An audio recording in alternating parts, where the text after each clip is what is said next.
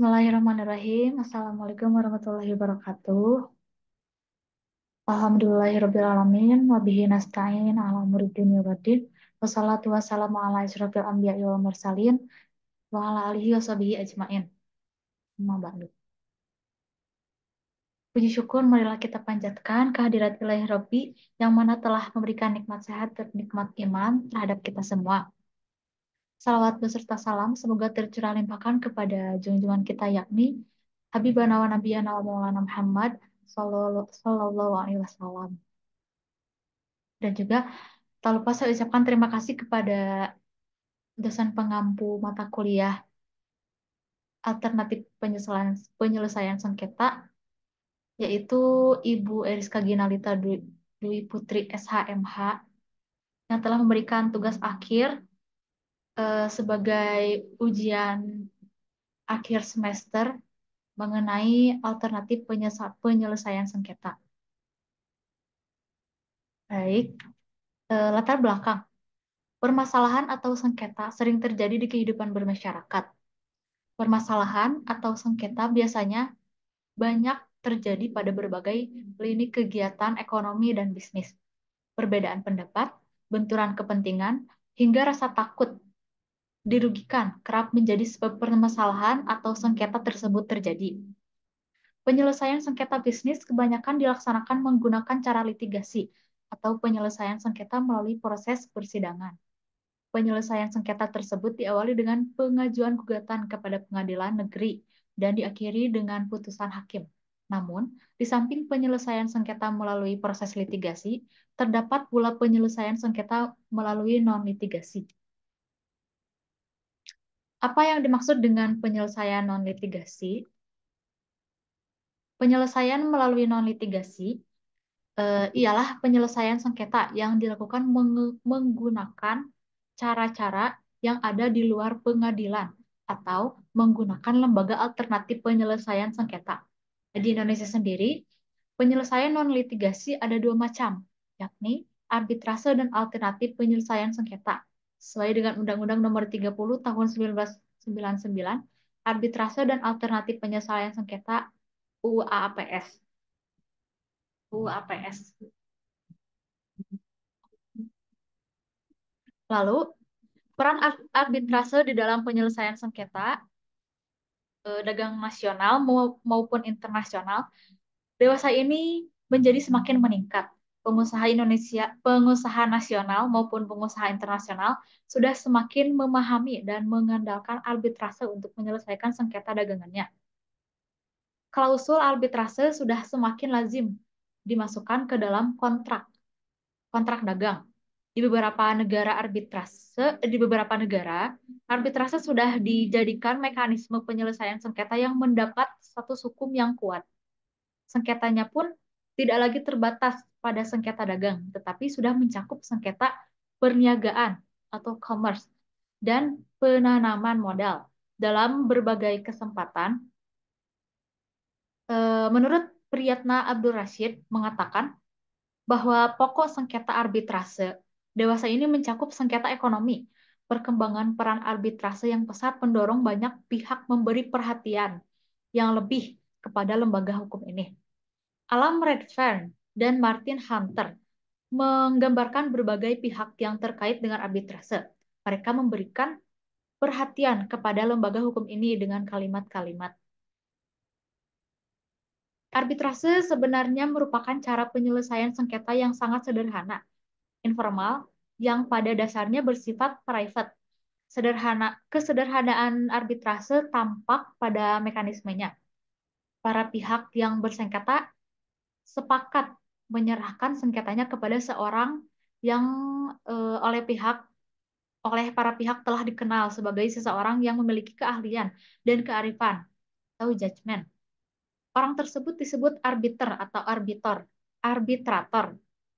Arbiter mendengar para pihak, memberikan pertimbangan kepada fakta dan argumen para pihak, dan pada akhirnya memberikan putusan.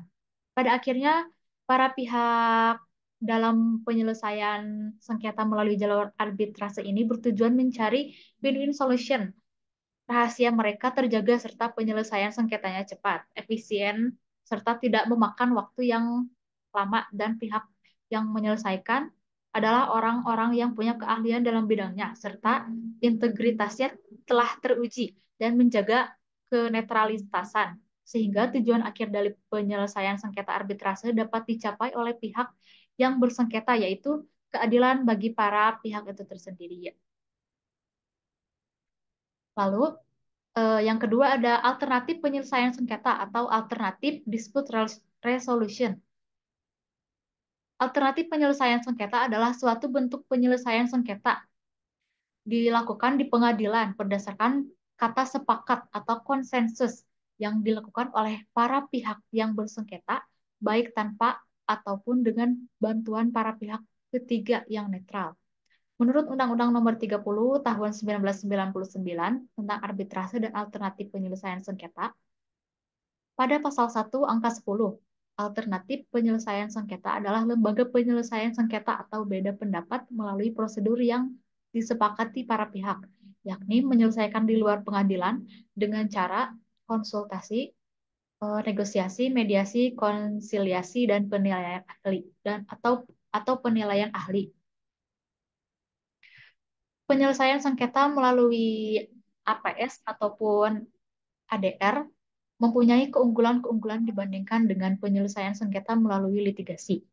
Di antaranya ialah adanya sifat kesukarelaan dalam proses karena tidak adanya unsur pemaksaan, prosedur yang cepat, keputusannya bersifat non-yudisial, prosedur rahasia, fleksibilitas dalam menentukan syarat-syarat penyelesaian masalah, hemat waktu, dan hemat biaya.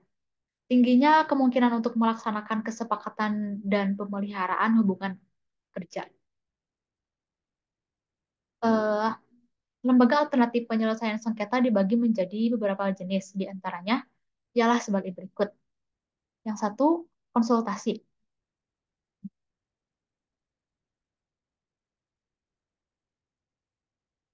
Konsultasi merupakan suatu tindakan yang bersifat personal antara suatu pihak tertentu yang disebut dengan klien dengan pihak lain yang merupakan pihak konsultan yang memberikan pendapatnya kepada klien tersebut untuk memenuhi keperluan dan kebutuhan klien yang tersebut. Peran dari konsultan dalam penyelesaian sengketa tidaklah dominan.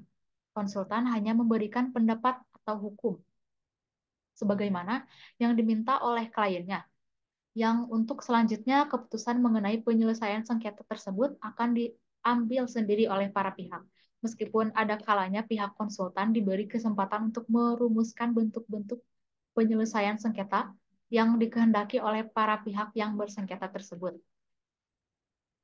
Dengan adanya perkembangan zaman, konsultasi dapat dilakukan dengan secara langsung maupun dengan menggunakan teknologi komunikasi yang telah ada.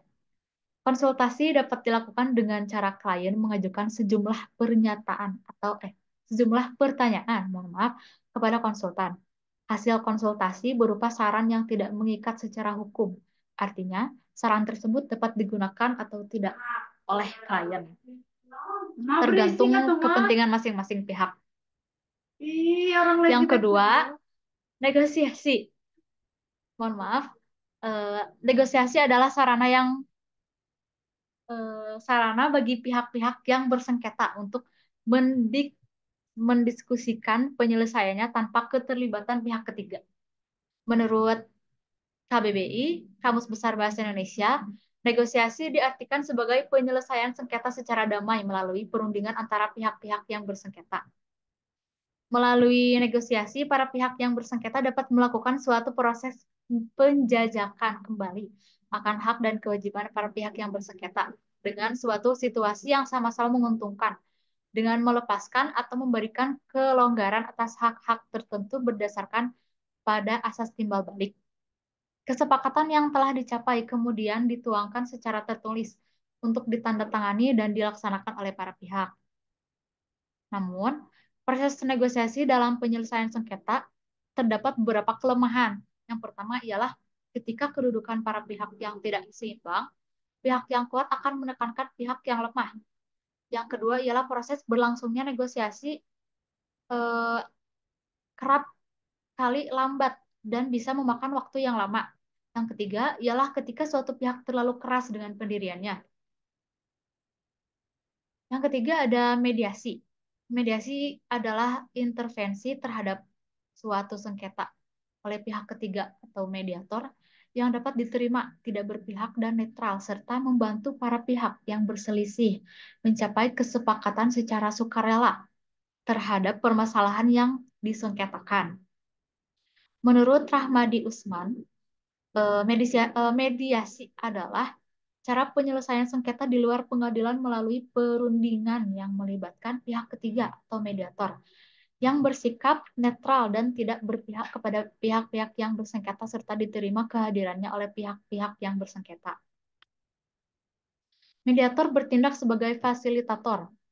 Hal ini menunjukkan bahwa tugas mediator hanya membantu para pihak yang bersengketa dalam menyelesaikan masalah dan tidak mempunyai kewenangan untuk mengambil keputusan. Mediator berkedudukan membantu para pihak agar dapat mencapai kesepakatan yang hanya dapat diputuskan oleh para pihak yang bersengketa. Mediator tidak memiliki kewenangan untuk memaksa, tetapi berkewajiban untuk mempertemukan para pihak yang bersengketa. Mediator harus mampu menciptakan kondisi yang kondusif yang dapat menjamin terciptanya kompromi di antara pihak-pihak yang bersengketa untuk memperoleh hasil yang saling menguntungkan. Lalu yang terakhir ada konsiliasi. Penyelesaian melalui konsiliasi dilakukan melalui seorang atau beberapa orang atau badan komisi konsiliasi sebagai penengah yang disebut konsiliator dengan mempertemukan atau memberi fasilitas kepada pihak-pihak yang berselisih untuk menyelesaikan perselisihannya secara damai. Konsiliator ikut serta secara aktif memberikan solusi terhadap masalah yang diperselisihkan. Masing-masing penyelesaian sengketa non-litigasi maupun litigasi memiliki ciri khas atau karakteristik yang berbeda-beda. Setiap metode juga memiliki kekurangan serta kelebihan.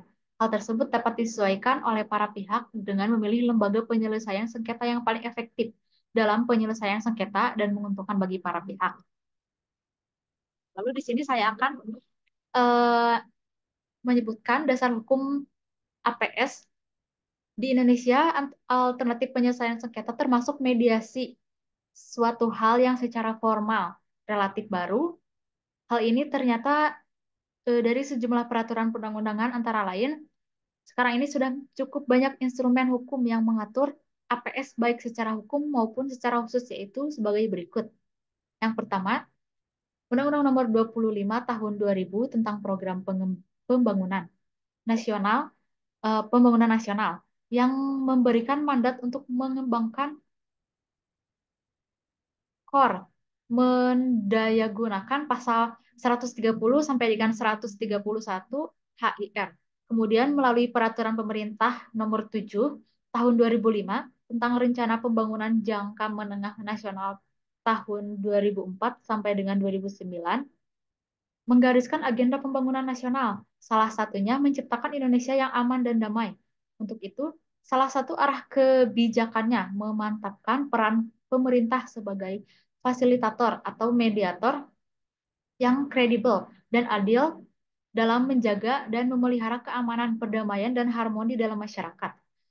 Yang kedua, ada Undang-Undang Nomor 30 Tahun 1999 tentang arbitrase dan alternatif penyelesaian sengketa pasal 1 angka 10 dan pasal 6. Dan yang ketiga, Undang-Undang Nomor 32 Tahun 2009 tentang pengelolaan lingkungan hidup dan Peraturan Pemerintah Nomor 54 Tahun 2000 tentang lembaga penyedia jasa pelayanan penyelesaian sengketa. Baik, eh, di sini mediasi dan konsiliasi merupakan bentuk paling umum dari APS yang mempunyai perbedaan fundamental dibanding bentuk APS yang lain. Nomor satu, peranan para pihak. Dalam mediasi dan konsiliasi, para pihak berperan maksimal atau sangat aktif dalam mencari solusi.